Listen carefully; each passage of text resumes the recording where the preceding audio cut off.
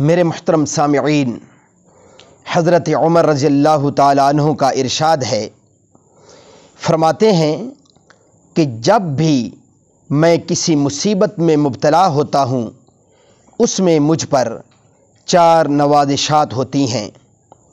Number 1 کہ یہ آزمائش میرے دین کے متعلق نہ تھی۔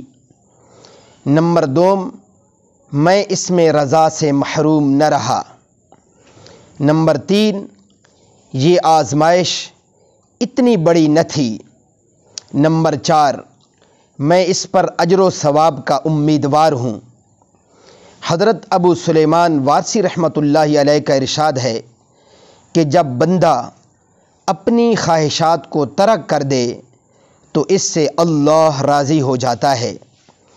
حضرت نصر آبادی رحمۃ اللہ علیہ نے فرمایا ہے کہ جو شخص مقام رضا تک پہنچنا چاہے اسے ان باتوں پر لگا رہنا چاہیے جن میں اللہ کی رضا ہے۔